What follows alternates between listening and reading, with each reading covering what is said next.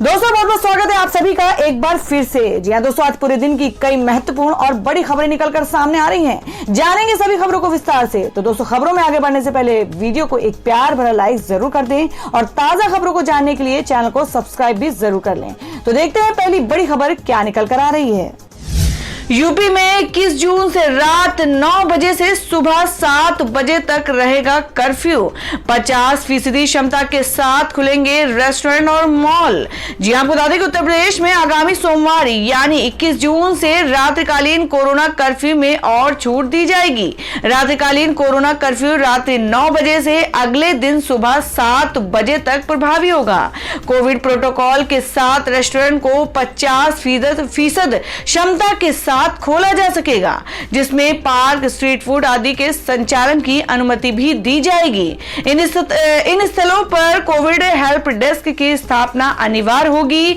नई व्यवस्था के संबंध में विस्तृत गाइडलाइन जारी की जाएगी। मुख्यमंत्री योगी आदित्यनाथ ये आदेश मंगलवार को टीम 9 के साथ हुई बैठक में दिए थे। उन्होंने कहा कि कोरोना की दूसरी लहर कमजोर पड़ी है पर खत्म नहीं हुई है, अतः सावधानियां बरतें। बैठक में मुख्यमंत्री ने कहा कि प्रदेश में कोरोना महामारी की स्थिति हर दिन के साथ और नियंत्रित होती जा रही है। वायरस अब कमजोर पड़ चुका है, लेकिन संक्रमण का खतरा अब भी बना हुआ है। बीते 24 घंटों में 2,57,135 सैंपल जांचे गए हैं। इसी अवधि में संक्रमण के 340 नए केस सामने आए हैं और 1,104 मरीज कोरोना संक्रमण से मुक्त हुए हैं। इससे पहले 12 मार्च को लगभग ऐसी ही स्थिति थी।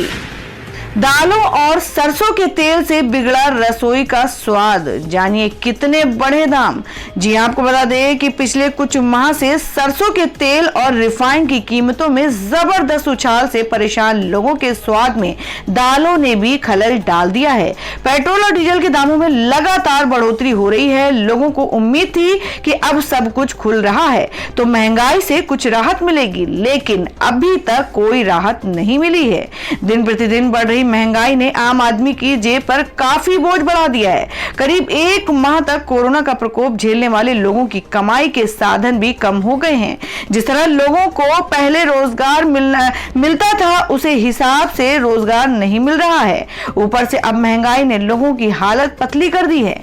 दिन प्रतिदिन सरसों के तेल और रिफाइंड के दामों में तो बढ़ोतरी हो ही रही है, दालों के रेट भी कम होने का नाम नहीं ले रहे हैं। जब कोरोना कर्फ्यू के बाद बाजार खुला तो लोगों को लगा कि अब महंगाई में कुछ कमी होगी, लेकिन ऐसा नहीं हो सका। अब भी दाम वहीं पर बने हुए हैं। सरसों के तेल में लगभग 10 रुपए की कमी हुई है, लेकिन इतनी कमी से लोगों को कोई राहत नहीं मिली है। दोस्तों अगर आप भी अपने गांव, शहर या राज्य की खबर देखना चाहते हैं तो कमेंट में अपने गांव, शहर या राज्य का नाम जरूर लिखें। और अगर आपको अभी तक किसी भी सरकारी सुविधा का लाभ नहीं मिला है तो वो भी कमेंट करके जरूर बताएं कि सरकार की कौन सी योजना आप तक नहीं पहुंची है, जिससे कि आपकी बात हमारे चैनल के माध्यम से सरकार तक पहुंच जाए। तो चलिए बढ़ते हैं अगली बड़ी खबर की ओर। भारतीयों ने सिखाया चीन को सबक। 43% इंडियन ने मेड इन चाइना प्रोडक्ट्स को नकारा। जी आपको बता दें कि चीन के साथ सीमा विवाद शुरू होने के बाद से भारत और चीन के बीच व्यापार पर भी बड़ा असर पड़ा है। पिछले साल गलवान में भारतीय और चीन सैनिकों के बीच हुई हिंसक झड़प के बाद से भारत में चाइनीज प्रोडक्ट्स के बहिष्कार ने रफ्तार पकड़ ली। चीन के साथ बढ़े तनाव के बाद भारत का चीन से आयात लगातार घट रहा है। लोगों ने चीनी सामान खरीदना बंद कर दिया। लोगों ने इसके लिए कई जगहों पर रैलियां भी निकाली और लोगों को चीनी सामानों को ना खरीदने की अपील की। जी आपको बता दें कि ताजा सर्वे में जो कड़ सामने आए हैं उसके मुताबिक 43% भारतीयों ने चीनी सामान का बहिष्कार किया। गलवान घाटी में हुई हिंसक झड़प के बाद से ही देश में चीनी सामानों का बहिष्कार बढ़ा। लोकल सर्कल्स द्वारा किए गए सर्वे के मुताबिक बीते 1 साल में 43% भारतीयों ने कोई भी चीनी सामान नहीं खरीदा। इस सर्वे में एक बात सामने आई कि गलवान घाटी में हुए हिंसक झड़प के बाद लोगों का आकर्षण चाइनीज प्रोडक्ट्स के प्रति कम हुआ। ट्विटर ने भारत में नियुक्त किया अंतरिम मुख्य अनुपालन अधिकारी, कहा सरकार के साथ जल्द साझा करेंगे जानकारी। जी हां, बात कर रहे हैं माइक्रो ब्लॉगिंग साइट ट्विटर ने भारत में अपना अंतरिम मुख्य अनुपालन अधिकारी नियुक्त किया है। कंपनी ने कहा है कि वह जल्द ही सूचना एवं प्रौद्योगिकी मंत्रालय के साथ इस मामले की विस्तृत जानकारी साझा करेगा। बता दें कि भारत सरकार ने ट्विटर को नए आईटी नियमों का तुरंत पालन करने के एक आखिरी मौका देते हुए एक नोटिस जारी किया था और चेतावनी दी थी कि मानदंडों का पालन करने में विफल रहने पर प्लेटफॉर्म को आईटी अधिनियम के तहत मिली छूट खत्म कर दी जाएगी। इसके बाद ट्विटर ने पिछले हफ्ते भारत सरकार को आश्वासन दिया था कि वह नए आईटी नियमों के साथ मुख्य अनुपालन अधिकारी की नियुक्ति को जल्द अंतिम रूप देगा। ट्विटर के एक प्रवक्ता ने मंगलवार को कहा कि कंपनी नए दिशा निर्देशों का पालन करने के लिए हर संभव प्रयास कर रही है और प्रक्रिया के हर चरण में आईटी मंत्रालय को प्रगति से अवगत करा रही है। प्रवक्ता ने कहा कि एक अंतरिम मुख्य अनुपालन अधिकारी की नियुक्ति कर दी गई है और इसका विवरण सीधे मंत्रालय के साथ साझा किया जाएगा। बता दें कि केंद्र सरकार ने सोशल मीडिया कंपनियों के लिए नए आईटी नियमों की घोषणा की थी जो पिछले महीने से लागू कर दिए गए हैं। नए नियमों के तहत ट्विटर, फेसबुक, इंस्टाग्राम और व्हाट्सएप जैसे बड़े सोशल मीडिया प्लेटफॉर्म को भारत में मुख्य अनुपालन अधिकारी, नोडल अधिकारी और शिकायत अधिकारी की नियुक्ति करनी होगी। झारखंड में अनलॉक का तीसरा चरण शुरू। अब शाम 4 बजे तक खुलेंगी सभी दुकानें, लेकिन कुछ पर पाबंदी जारी। जी आपको बता दें कि मंगलवार को प्रदेश में अनलॉक के तीसरे चरण की गाइडलाइंस के लिए सीएम हेमंत सोरेन की अध्यक्षता में मंत्रालय में आपदा प्रबंधन प्राधिकार की बैठक हुई। बैठक में झारखंड सरकार ने अनलॉक के तीसरे चरण की घोषणा की। नई गाइडलाइन के तहत जमशेदपुर समेत पूरे राज्य में सभी दुकानें शाम 4 बजे तक खुलेंगी। बता दें कि इससे पहले अनलॉक के दूसरे चरण में कपड़े, जूते, जेवर और कॉस्मेटिक की दुकानें खोलने पर रोक थी, पर अब ये रोक हटा दी गई है। वहीं पहले की ही तरह सिनेमा हॉल, क्लब, बार, बैंक्वेट हॉल, मल्टीप्लेक्स बंद रहेंगे। मेला और प्रदर्शनी पर रोक जारी रहेगी। बैठक में फैसला लिया गया है कि अब सभी जिलों में सभी दुकानें 4 बजे शाम तक खुल सकेंगी। शॉपिंग मॉल और स्टोर भी खुल सकेंगे। सभी सरकारी एवं निजी कार्यालय 50% मानव संसाधन के साथ 4 बजे शाम तक खुल सकेंगे। इसके अलावा शनिवार शाम 4 बजे से सोमवार सुबह 6 बजे तक सभी दुकानें बंद रहेंगी। हालांकि इस दौरान स्वास्थ्य सेवा से संबंधित प्रतिष्ठान और दूध के स्टोर खुले रहेंगे। शेष पाबंदी पूर्व के तहत जारी रहेगी। भारतीय सेना में पहली बार नेपाली महिलाओं को मौका, मिलिट्री पुलिस के लिए खोली भर्ती। जी हां, आपको बता दें कि भारतीय सेना ने पहली बार मिलिट्री पुलिस में नेपाली महिलाओं के लिए भर्तियां निकाली हैं। ये घोषणा ऐसे समय में हुई है जब भारतीय सेना में नेपाली युवाओं की भर्ती को रद्द करने की मांग उठ रही है। सेना का कहना है कि वह युवाओं के लिए दायरा बढ़ाने के लिए पुरुष और महिला दोनों तरह के नेपाली युवाओं की भर्ती जारी रखना चाहती हैं। काठमांडू में भारतीय दूतावास ने पात्र नेपाली महिलाओं को ऑनलाइन माध्यम से अपना आवेदन जमा करने का ऐलान किया है। वहीं इस घोषणा के साथ एक निश्चित मानदंड निर्धारित किए गए हैं, लेकिन उन बच्चों को भी कुछ छूट दी है जिनके माता पिता भारतीय सेना में सेवा के दौरान शहीद हुए हैं। काठमांडू स्थित भारतीय दूतावास की ओर से जारी घोषणा के मुताबिक इसके लिए महिलाओं को 20 जुलाई तक ऑनलाइन आवेदन करना होगा। वहीं भर्ती प्रक्रिया के लिए 10वीं क्लास पास, 16 से 21 साल उम्र और 152 सेंटीमीटर से अधिक लंबाई की महिलाएं ही आवेदन दाखिल कर सकेंगी। रेल यात्रियों के लिए खुशखबरी, टिकट बुकिंग पर मिल रही है छूट। जाने पूरा क्या है प्रोसेस। जी हां, आपको बता दें कि देश में कोरोना की दूसरी लहर की रफ्तार थोड़ी कम हुई तो वहीं रेल से सफर करने वालों की संख्या में भी तेजी से बढ़ोतरी हो रही है। ट्रेन से सफर करने वालों को भारतीय रेलवे ने तोहफा दिया है। जी आपको बता दें कि ट्रेन टिकट की बुकिंग पर लोगों को डिस्काउंट मिल रहा है। ऐसे में अगर आप आने वाले दिनों में कहीं सफर की तैयारी कर रहे हैं तो आप आपके लिए ये भी खुशखबरी से कम नहीं है। ट्रेन टिकटों की बुकिंग पर आपको 5% की छूट मिल रही है। अगर आप भी रेल टिकटों पर छूट लेना चाहते हैं तो आपके लिए ये अच्छी खबर है।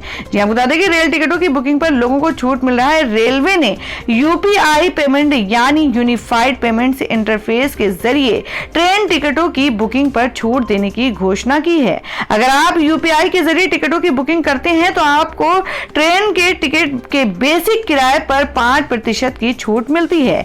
इस ऑफर का लाभ उठाने के लिए आपको यूपीआई भीम के जरिए टिकट बुकिंग का पेमेंट करने का आपको छूट मिलेगा। बिहार में अब शाम के 6 बजे तक खुलेंगी दुकानें, जारी रहेगी प्रदेश में नाइट कर्फ्यू।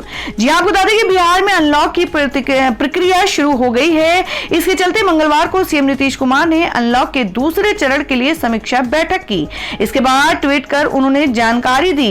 जी आपको बता दें कि ट्वीट करते हुए उन्होंने लिखा कि कोरोना संक्रमण की स्थिति की समीक्षा की गई। अगले एक सप्ताह तक अर्थात दिनांक 16/6/21 से 22/6/21 तक प्रतिबंधों में ढील देते हुए अब सरकारी एवं गैर सरकारी कार्यालय 5 बजे शाम तक, दुकानें एवं प्रतिष्ठान 6 बजे शाम तक खुली रहेंगी। रात्रि कर्फ्यू संध्या 8 बजे से प्रातः 5 बजे तक लागू रहेगा। बता दें कि अनलॉक में प्रदेश की जनता को कोई तरह की छूट नहीं दी गई है, लेकिन सीएम नीतीश कुमार ने स्पष्ट रूप से कहा है कि थर्ड वेव से बचाव के लिए एहतियात बरतना जरूरी है। वहीं दूसरी तरफ विकास कार्य गति पकड़े इसका भी ध्यान रखना होगा। ऐसे में तय है कि अनलॉक 2 में छूट के साथ सख्ती भी सरकार बरतेगी। और दोस्तों ये बता दें कि कोरोना के चलते हज 2021 के सभी आवेदन रद्द। जी हां आपको बता दें कि जो लोग हज यात्रा की तैयारी कर रहे थे उनके लिए बड़ी खबर है। जी आपको बता दें कि कोरोना महामारी के मद्देनजर सऊदी अरब सरकार ने विदेशियों की हज यात्रा को रद्द किए जाने का फैसला लिया है। इसके बाद भारतीय हज समिति ने भी हज 2021 के लिए किए गए सभी आवेदनों को रद्द कर दिया है। अब केवल सऊदी अरब में रहने वाले 60,000 लोग इस बार हज यात्रा करेंगे। हज यात्रा 2021 को लेकर सऊदी अरब ने पिछले दिनों कहा था कि कोरोना वायरस महामारी के चलते इस साल 60,000 से अधिक लोगों को हज की अनुमति नहीं होगी और वे सभी स्थानीय होंगे। सरकार द्वारा संचालित सऊदी प्रेस एजेंसी पर हज एवं उम्रा मंत्रालय का हवाला देते हुए एक बयान में ये घोषणा की गई थी। बयान में कहा गया है कि इस साल हज जुलाई के मध्य में शुरू होगा। इसमें 18 से 65 साल की आयु के स्थानीय लोग हिस्सा ले सकेंगे। मंत्रालय ने कहा कि हज यात्रियों के लिए टीका लगवाना अनिवार्य है। बयान में कहा गया है कि सऊदी अरब ने हाजियों के स्वास्थ्य व सुरक्षा और उनके देशों की सुरक्षा के बारे में निरंतर विचार विमर्श के बाद ये फैसला लिया है। रेल यात्रियों के लिए एक बड़ी खबर निकल कर आ रही है, जिसमें रद्द की गई हैं 26 ट्रेनें।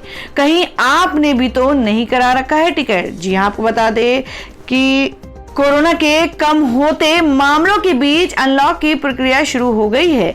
यात्रियों की सहूलियत के लिए भारतीय रेलवे ने भी अपनी ट्रेनों की संख्या बढ़ा दी है। इसी बीच भारतीय रेलवे ने नॉन इंटरकॉलिंग काम के चलते 26 पैसेंजर ट्रेनों को रद्द कर दिया है और कई के रूट डाइवर्ट किए गए हैं। ईस्टर्न डेडिकेटेड फ्रेंट कॉरिडोर ने उन ट्रेनों की सूची साझा की है जो निश्चित तिथियों पर रद्द रहेंगी। ये ट्रेनें मुख्य रूप से न्यू जलपाईगुड़ी, अमृतसर, भागलपुर, जम्मू तवी, जयनगर, दरभंगा सहित अन्य मार्गों पर चलती हैं। New Jalpaiguri Amritsar special, Bhagalpur Jammu Tawi special, Jaynagar Amritsar special और कोलकाता अमृतसर स्पेशल ट्रेनें रद्द रहेंगी। और दोस्तों अगली खबर में आपको बता दें जो कि एमपी बोर्ड परीक्षा को लेकर है, जिसमें बन रहा नया फॉर्मूला। 10वीं 12वीं के अंकों के आधार पर बनेगा 12वीं का रिजल्ट। जी हां आपको बता दें कि मध्य प्रदेश माध्यमिक शिक्षा मंडल यानी माशिम का 12वीं कक्षा के रिजल्ट का फॉर्मूला बुधवार गुरुवार तक तैयार हो जाएगा। मंत्री समूह और स्कूल शिक्षा विभाग ने फॉर्मूला तैयार करने की कवायद तेज कर दी है। पहले में 10वीं 11वीं व 12वीं के अंकों को आधार बनाकर रिजल्ट निकालने का फॉर्मूला तैयार किया गया था, लेकिन निजी स्कूल संचालकों ने उसे खारिज कर दिया। उन्होंने कहा कि हमारे पास पिछले साल की 11वीं कक्षा का रिजल्ट नहीं है, ऐसे में 12वीं का रिजल्ट तैयार करने का फॉर्मूला बदला जाए। अधिकारियों की टीम नया फॉर्मूला तैयार कर मंगलवार को मंत्री समूह के सामने रखने वाली थी, जिस पर मंत्री समूह की मुहर लगनी थी, लेकिन बैठक ही नहीं हो पाई। जी आपको बता दें कि विभाग के उच्च अधिकारियों ने 10वीं का 50%, 11वीं व 12वीं की छमाही व वार्षिक परीक्षा के आधार पर 25-25% के अंकों के आधार पर मूल्यांकन का फार्मूला तैयार कर लिया था, जिसे प्राइवेट स्कूल एसोसिएशन के विरोध के कारण मंत्री समूह ने निरस्त कर दिया है।